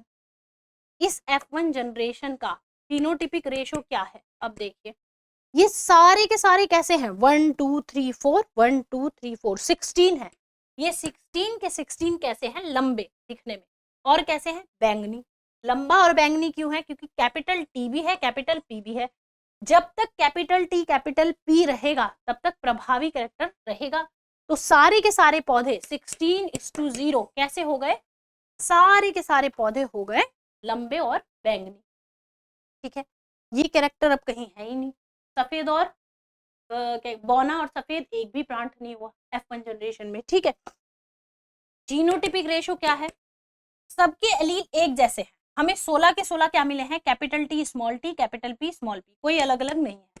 तो यहाँ रेशो क्या आ गया? 16:0। यहाँ क्या आया था जब एक कैरेक्टर था? 4 0 4 0। यहाँ क्या आया जब 2 कैरेक्टर ले लिए हैं? 16 0 16 0। ठीक है, अब देखिए यहाँ पर सारे के सारे कैपिटल टी स्मॉल टी मिले थे, यहाँ पर सारे के सारे कैपिटल टी स्मॉल टी मिले या कैपिटल पी स्मॉल पी मिले। अब 2 कैरेक्टर है ना, बात वही हो रही है। ठीक, अब इन 2 प्लांट का क्या कराया? सेल्फ, क्योंकि क्या चाहिए? अगली जनरेशन चाहिए। यहाँ करा दिया capital T small T capital P small P. ये एक plant, capital T small T capital T P small P, ये दूसरा plant.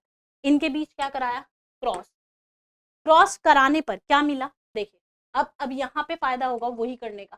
Capital T capital P, पहला युग्मक ये मिला, कैपिटल टी स्मॉल पी दूसरा ये, स्मॉल टी कैपिटल पी तीसरा ये, स्मॉल टी कैपिटल ओ स्मॉल पी।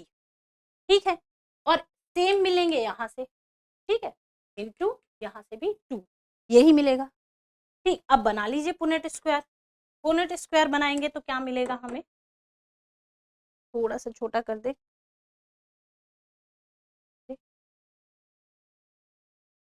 ठीक है, अब हम बनाएंगे यहाँ पुनेट स्क्वायर।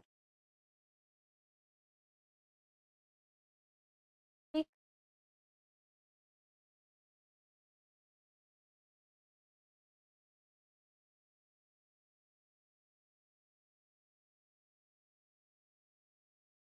हो गया, ये मेल और फीमेल। अब रख दीजिए capital T capital P capital T small T capital P small T small P, यही है। यहाँ आ जाइए, same capital T capital P capital T small T capital P small T small. अब क्रॉस कराइए, क्रॉस कराएंगे, ठीक, तो क्या आएगा? Capital T capital T capital P, यही आएगा। ठीक है, इसके बाद यहाँ क्या आएगा? Capital T capital P small capital T small T capital P capital P. अब मुझे बताइए तीनों पौधे ये तीनों पौधे कैसे हैं? ये कैसा है? Capital T, capital T, capital P, capital. ये हो गया हमारा लंबा और बैंगनी। ये भी लंबा और बैंगनी। अगर एक कैपिटल टी और एक कैपिटल पी है तो लंबा और बैंगनी है ना। ये भी कैसा हो गया? लंबा और बैंगनी। आगे बढ़ते हैं। यहाँ पे आया capital T small T, capital P small P. ये भी क्या हो गया? लंबा और बैंगनी। आगे बढ़े। Capital T, capital T, capital P small, capital T, capital P small P, small, capital T small T, capital P small P. ठीक है। Capital T small sorry, capital T small T, small P small P. ठीक, अब देखते हैं इनको कौन क्या है। देखिए ये कैसा है? कैपिटल टी और कैपिटल पी है तो ये हो गया लंबा और बैंगनी। यहाँ लंबा तो है लेकिन बैंगनी नहीं, बल्कि कैसा है? लंबा और सफेद। लंबा और सफेद। ये लंबा है और बैंगनी है ना। तो ये हो गया ये वाला। ये सब एक जैसे हैं। ये लंबा है और सफेद है, यानी ये भी कौन सा हो गया? ये वाला, लंबा और सफेद। अभी तक इतना समझ आया? हमें यही तो देखना है। अगर कैपिटल टी होगा तो लंबा होगा, कैपिटल पी होगा तो बैंगनी होगा। अगर कैपिटल टी नहीं है, दोनों स्मॉल टी है, तो बोना होगा। अभी तक ऐसी कोई कंडीशन आई नहीं। अगर स्मॉल पी कहीं है और कैपिटल पी है ही नहीं, दोनों पी क्या है? स्मॉल है, तो सफेद होगा। जैसा यहाँ हुआ, दोनों पी स्मॉल है तो सफेद, दोनों पी स्मॉल है तो सफेद। आगे बढ़ते हैं। Capital T small T, capital P, फिर से कैसा हो गया? लंबा और बैंगनी। ये लंबा और बैंगनी। आगे बढ़िए। Capital T small T, capital P small P, again लंबा और बैंगनी। Small T, capital P, capital P. देखिए ये कैसा हुआ? लंबा और बैंगनी। सबसे ज्यादा अभी लंबे और बैंगनी ही मिला, लेकिन ये नया मिला है। ये बौना मिला है पहली बार। बौना भी है और क्या है? बौना होने के साथ साथ ये बैंगनी भी है। ये पहली बार ऐसा कुछ मिला है। इसको अलग से मार्क कर लेते हैं। बौना है और बैंगनी है। ठीक है। अब स्मॉल टी फिर से बौना और फिर से क्या है?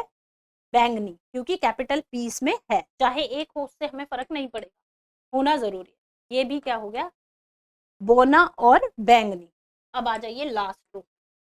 Capital T small T, capital P small P, फिर से कैसा आ गया? लंबा और बैंगनी। अब आ जाइए अगले पे। Capital T small P, small P, small T, capital P small P, small T, small P. अब देखिए ये फिर से कैसा आ गया? यहाँ पे कंप्लीट हो गए ना। ठीक है। कैपिटल टी और स्मॉल पी, फिर से कैसा आ गया? ये जो ये कॉम्बिनेशन है कैपिटल टी स्मॉल पी, यानी ये लंबा है और कैसा है? सफेद है। इसको भी मार्क कर लेते हैं ग्रीन। ये तीनों एक जैसे हैं। ठीक है। अब देखिए ये कैसा है? ये बौना है और कैसा है? बैंगनी है। यानी जो ये था बौना और बैंगनी। और अकेला ये ऐसा है फ्लावर जो कैसा है? सफेद है और व्हाइट है। वो सॉरी, बौना है और व्हाइट। ठीक। तो फिनोटिपिक रेशो क्या हुआ यहाँ पर? हमने फिनोटिपिक रेशो निकालने के लिए क्या किया था? मार्क कर लिया था। ये कैसी जनरेशन हुई? F2। ठीक। फिनोटिपिक रेशो क्या हुआ? देखिए इसका फिनोटिपिक रेशो 9 एक तरह के दिखाई देंगे, लंबे और बैंगनी। 1 2 3 4 5 6 7 8 9, 9 हुए लंबे और बैंगनी। 9। 3 हुए लंबे और सफेद। 3 हुए लंबे सफेद। मैथ्स ही हो रही है ना ये। फिर 3 हुए सफेद बैंगनी, सफेद बैंगनी। और एक हुआ कैसा? सफेद वो, अरे सफेद बैंगनी, ये हुआ बौना बैंगनी। 3 हुए बौना बैंगनी। और एक हुआ बौना सफेद। तो फिनोटिपिक रेशो कैसा हुआ? 3 लंबे बैंगनी दिखाई दे रहे हैं, 3 लंबे सफेद, 3 बौने बैंगनी दिखाई दे रहे हैं और एक बौना सफेद। तो फिनोटिपिक हो गया ये। जीनोटिपिक कैसे निकालेंगे इसका? बहुत मुश्किल है। अगर एग्जाम में आ जाए डाइहाइब्रिड संकर या द्विसंकर का फिनोटिपिक रेशो बताइए, तो आप निकालने बैठेंगे 20-25 मिनट तो लग जाएंगे। कैसे हो पाएगा? दिक्कत हो जाएगी। तो इसके लिए है एक फॉर्मूला। फॉर्मूला क्या है? वापस चलते।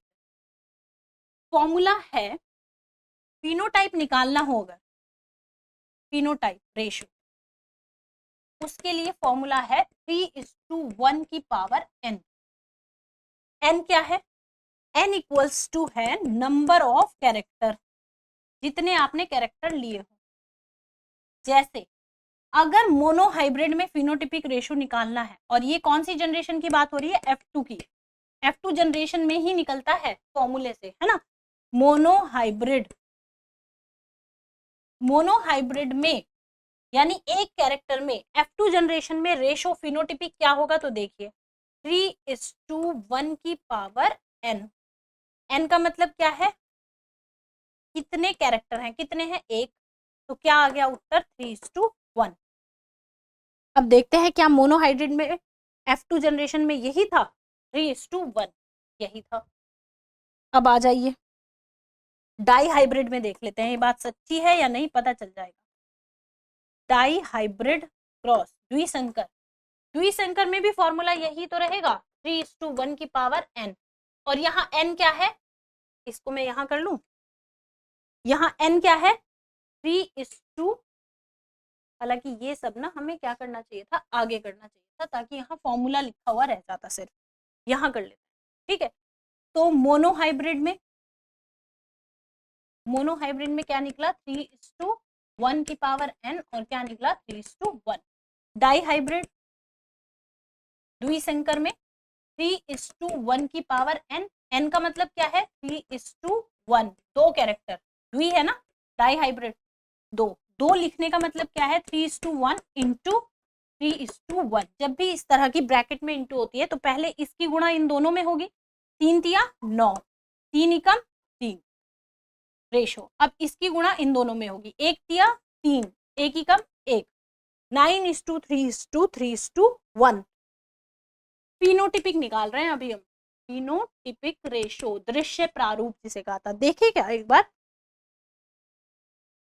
मोनो वो डाइहाइब्रिड, डाइहाइब्रिड में फिनोटिपिक रेशो अभी अभी निकाला था हमने, 9:3:3:1। इतनी मेहनत की जरूरत ही नहीं है। 3:1 की पावर n से हम निकाल सकते हैं, 3:1 की पावर n से हम निकाल सकते हैं। और n का मतलब क्या है? n का मतलब है नंबर ऑफ कैरेक्टर। अब अगर ट्राई हाइब्रिड में निकालना हो, यही ट्राई हाइब्रिड में, हालांकि है नहीं हमारे कोर्स में, लेकिन आप निकालेंगे क्या सब लोग? ठीक, 3:1 की पावर n, यानी 3:1 इंटू 3:1 इंटू 3:1, क्योंकि n इक्वल्स टू क्या है? 3। अब देखिए पहले इन दोनों की क्रॉस करेंगे तो क्या आ जाएगा? यही आएगा ना, 3:1 इंटू 3:1, है ना। इससे क्या आ जाएगा? 9:3:3:1 इंटू 3:1। अब इसकी गुणा कर दीजिए, 9 तिया 27, ठीक है, 9 तिया हो गया 27, 3 तिया 9, 3 तिया 9, 3 एकम 3। अब एक की गुणा कर दीजिए, 9 3 3 1। अब इनको अरेंज कर दीजिए डिक्रीजिंग ऑर्डर में, 9:9:9:3:3:3:1 आ गया। ये फिनोटिपिक रेशो निकालने का क्या है? तरीका है। अब आ जाइए जीनोटिपिक रेशो के लिए। फिनोटिपिक रेशो, अब यहां पर हम देखेंगे जीनोटिपिक रेशो, जीनोटिपिक रेशो का फॉर्मूला। जीनोटिपिक रेशो का फॉर्मूला होता है 1:2:1 की पावर n। ठीक है, निकाल के देखते हैं तब समझ में आएगा। और ये भी किसमें? F2 जनरेशन में। ठीक है, अब यहां पर हम निकालते हैं किसके लिए? Genotypic ratio. किसके लिए? मोनो के लिए, मोनो हाइब्रिड के लिए, जिसमें एक कैरेक्टर लिया था, क्या है फॉर्मूला? 1:2:1 की पावर n। मोनो हाइब्रिड का मतलब क्या है? कैरेक्टर कितना है? 1। तो 1:2:1 की पावर 1, 1:2:1। क्या मोनो हाइब्रिड में हमारा जीनोटिपिक रेशो F2 जनरेशन में यही था? मोनो हाइब्रिड में F2 जनरेशन में जीनोटिपिक रेशो यही था, 1:2:1। फॉर्मूला से भी यही आ गया, तो सही चल रहा है सब कुछ। डाई हाइब्रिड में निकालें अगर, डाई हाइब्रिड, डाई हाइब्रिड में आएगा 1:2:1 की पावर 2, 2 है ना कैरेक्टर, तो 1:2:1 इंटू 1:2:1, 2 बार लिख लिया। गुणा कर दीजिए, सबसे पहले किसकी गुणा करेंगे? इसकी। एक की गुणा इसमें करेंगे तो यही आ जाएगा 1:1। 2 की गुणा करेंगे तो 2:4:2। एक की गुणा करेंगे तो 1:2:1। इसको रीअरेंज कर दीजिए, ये करा हमने रीअरेंज, 4:2, 4 बार 2 और 4 बार 1। तो ये था वो रेशो जो हमें निकालना था। ये यहाँ जो क्वेश्चन मार्क लगा है, यहाँ 1:2:1 की पावर कितने कैरेक्टर हैं? 2, और उससे निकल जाएगा। यानी यहां पर इस पूरे चार्ट में 4 एक जैसे, 2 एक जैसे, 2 एक जैसे, 2 एक जैसे, 2 एक जैसे, 1 एक जैसा, 1 एक जैसा, 1 एक जैसा, 1 एक जैसा। ठीक है, और आप चाहेंगे तो इसे काउंट करके देख लीजिएगा। ठीक है, जो 4 एक जैसे हैं वो कौन होंगे? सिर्फ 4 ही होंगे जो अलग होंगे, वो 4 इन 9 में से ही होने हैं। कैपिटल टी कैपिटल पी एक, ये सिर्फ एक ही है। Capital T small T capital P small P एक, ठीक है, 2, ठीक है, 3, ठीक है, और 4। ये 4 वो हैं जो शुरू के हैं हमारे, ये 4। इन चारों जैसा एक और भी नहीं मिलेगा, क्योंकि रेशो हमारा क्या है? सबसे ज्यादा 4, 5 एक जैसे है ही नहीं। ठीक है, तो ये क्या हो गया?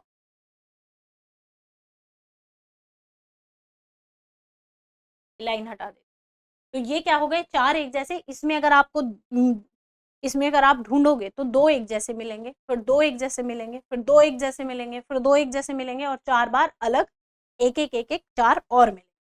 ठीक है, तो हमेशा याद रखिए ये फॉर्मूला। ये फॉर्मूला आया कहां से? तो देखिए, जो मोनो हाइब्रिड क्रॉस है उसका F2 जनरेशन में जो फिनोटिपिक है, यही फिनोटिपिक का फॉर्मूला है, बस इसकी पावर n। और यही क्या है? जीनोटिपिक का फॉर्मूला है, इसकी पावर n। ठीक है, और यहां से आप कितना भी बड़ा वो पूछ ले, हालांकि हमारे यहाँ ट्राई हाइब्रिड भी है, लेकिन हम कह रहे हैं कि पूछ ले वो 10 फॉर्मूलों वाला, क्या आप बता पाएंगे? बिल्कुल आराम से बता पाएंगे आप, चाहे वो 10 फॉर्मूलों का पूछ ले, चाहे वो 20 फॉर्मूला का पूछ ले। आपके तो बाएं हाथ का खेल हो गया है। क्यों? कितना आसान है, आपको तो सिंपल बताना है ना, एक फॉर्मूला लेना है, उस फॉर्मूले में रखना है और रेशो निकाल देना है। ठीक, तो हमने मोनो हाइब्रिड डाई हाइब्रिड को भी पढ़ लिया है। आप ट्राई हाइब्रिड यहाँ से क्या करना, कोशिश करना ट्राई हाइब्रिड सॉल्व करने की, ये आपका होमवर्क है। और उस कैरेक्टर में क्या ले लेना? Capital T capital T capital P और पोजीशन ले लेना, ये। ठीक है, थोड़ा मुश्किल पड़ेगा लेकिन करिए। ये पहले इनका क्रॉस कराइएगा, F1 जनरेशन आएगी, F1 जनरेशन आने के बाद उसका फिनोटिपिक और जीनोटिपिक निकालिएगा, और फिर F2 जनरेशन उसमें सेल्फ कराने से निकालिएगा। अब आ जाइए मेंडल के नियम। मेंडल ने कुल 3 नियम दिए। वो 3 नियम कौन कौन से हैं जो हमें पढ़ने हैं? बहुत आसान है। पहला नियम है प्रभाविता का नियम, हम पढ़ चुके हैं दरअसल सारे नियम। प्रभाविता का नियम, ठीक है। दूसरा है विसंयोजन का नियम,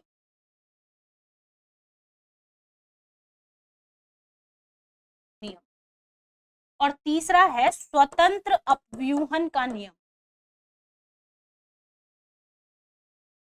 स्वतंत्र अपव्यूहन का नियम। ये 3 नियम हमें 1 बाय 1 पढ़ने हैं, ऑलरेडी हम पढ़ चुके हैं, बस हमें समझना है, हमें पता नहीं था कि हम जो पढ़ रहे हैं वो क्या है, मेंडल के नियम है।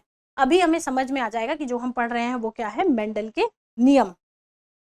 ठीक है, पहला जो नियम है वो क्या है, प्रभाविता का नियम। मेंडल ने क्या कहा कि जो कारक है, जिसे अभी हम क्या कहते हैं, जीन है, जीन कहते हैं, वो कारक हमेशा जोड़ों में होता है, और उस जोड़ों में एक जो कारक है, कारक यानी एलील को इन्होंने क्या कहा, एक एलील का जो एक है वो प्रभावी होगा। जब विषम युग्मजी एलील होंगे तो एक प्रभावी होगा और एक अप्रभावी होगा। और लॉ ऑफ डोमिनेंस यानी प्रभाविता का नियम ये कहता है कि F1 जनरेशन में प्रभाविता होगी, यानी जो प्रभावी होगा केवल वो ही कैरेक्टर सामने आएगा। हमने 10 बार ये क्रॉस करा है, ये है लंबे दोनों, ये है बौने। अगर लंबे और बौने पौधे के बीच क्रॉस कराया जाए तो चारों पौधे कैसे मिलते हैं, ये, और चारों के चारों क्या है, लंबे हैं। यानी F1 जनरेशन में सभी कैसे पौधे मिलते हैं, लंबे। और लंबा क्या दर्शाता है, लंबे पौधे, और लंबा होना ये क्या है, प्रभाविता। यानी एक भी पौधा बौना नहीं होगा। ठीक है, तो यही कहलाया प्रभाविता का नियम। अगला नियम क्या है, अगला देखिए, ये इसका डायग्राम है, एनसीईआरटी में दिया है। लंबा पौधा बौना पौधा दोनों के बीच क्या कराया गया, संकरण कराया गया। F1 पीढ़ी में सबके सब क्या मिले, लंबे पौधे। 4 पौधे लंबे मिले थे, ठीक, यहाँ 2 दिखाए गए हैं। तो चारों के चारों पौधे कैसे मिले, लंबे, ये F1 पीढ़ी है ना। अब आ जाइए विसंयोजन का नियम। विसंयोजन का नियम क्या कहता है कि F1 पीढ़ी के 2 पौधों के बीच अगर स्वपरागण कराया जाए तो F2 में जो लक्षण छुप गए थे वो फिर से दिखाई देने लगेंगे। लॉ ऑफ सेग्रीगेशन, सेग्रीगेट हो जाएंगे फिर से कैरेक्टर। इस डायग्राम से अगर हम समझे, 2 लंबे पौधों के बीच जो स्वपरागण कराया जाएगा तो 3 पौधे लंबे मिलेंगे और एक बौना। ठीक है ना, इसका फिनोटिपिक रेशो हमने देख ही लिया है 3:1, और जीनोटिपिक क्या है, 1:2:1, है ना। तो F1 पीढ़ी में जो पौधे हमें मिले, लंबे पौधे, अगर उनके बीच स्वपरागण कराया जाए यानी उनका आपस में क्रॉस करा दिया जाए तो अगली पीढ़ी में जो कैरेक्टर यहाँ पेरेंट्स में था, लंबा और बौना, वो यहाँ छुप गया, F1 पीढ़ी में छुप गया, और वो जो छुप गया था वो F2 पीढ़ी में फिर से दिखाई देगा। इसी को कहते हैं लॉ ऑफ सेग्रीगेशन। यानी अगर मैं ये कहूं कि कैपिटल टी कैपिटल, पहले क्या कराया था, कैपिटल टी स्मॉल टी, सभी क्या मिले थे, 4 के 4 लंबे पौधे। अब इन 4 लंबे पौधों में अगर आपस में क्रॉस कराया जाए तो कैसे पौधे मिलेंगे, capital T capital T, capital T small T, capital T small T, small T small T. ठीक है, यहां मिले सभी लंबे। F1 पीढ़ी, ये लंबा था, ये बौना था। यहाँ F1 पीढ़ी में बौना छुप गया, ये लॉ ऑफ डोमिनेंस के कारण हुआ। और यहाँ F2 पीढ़ी में ये क्या है, F2 पीढ़ी, ठीक है, यहाँ ये लंबा, ये भी लंबा, ये भी लंबा, लेकिन ये बौना। यानी अब देखिए, इन हमने बौने पौधों का तो संकरण नहीं कराया, यहाँ तो पेरेंट ये है ना, लेकिन इससे पिछली पीढ़ी में लंबा और बौना था, तो यानी ये पेरेंट वाला कैरेक्टर अब F2 पीढ़ी में जाकर सामने आया। इसी को कहते हैं लॉ ऑफ सेग्रीगेशन। लास्ट जो हमारा नियम है, तीसरा जो नियम है वो क्या है, वो है, अरे ये गलत लिखा है भाई, वो ठीक कर देते हैं। ये है हमारा, ये गलत है, स्वतंत्र अपव्यूहन का नियम, अपव्यूहन का नियम। लास्ट जो हमारा नियम है वो क्या था, मेंडल ने जो दिया, स्वतंत्र अपव्यूहन का नियम। ये जो अपूर्ण प्रभाविता है ये हम आगे पढ़ेंगे, ये मेंडल के लॉ से जो थोड़ा अलग शो होते हैं, जो मैंने कहा था ना कुछ मेंडल के लॉ को फॉलो नहीं करते, उसी को कहते हैं अपूर्ण प्रभाविता, वो हम आगे पढ़ेंगे। तीसरा नियम क्या है? स्वतंत्र अपव्यूहन का नियम, यानी लॉ ऑफ इंडिपेंडेंट असॉर्टमेंट। ये आप ऑलरेडी पढ़ चुके। कब पढ़ चुके? हमने कैरेक्टर लिए थे ये कैपिटल टी कैपिटल पी, है ना, यानी ये कैसा था? लंबा और बैंगनी। और हमने क्रॉस कराया इसका किससे? बौने और सफेद से, बौना और सफेद। और हमें सारे जो पहली जनरेशन में मिल रहे हैं, क्या मिल रहे हैं? लंबे और बैंगनी। ठीक है। अब अगर इन लंबे और बैंगनी का क्रॉस आपस में कराया जाए दो कैरेक्टर के साथ, है ना, तो जो हमें रिजल्ट मिला वहां पर हमें कुछ ऐसे भी प्लांट मिले, 9 तो हमें मिले लंबे बैंगनी। ठीक है जी।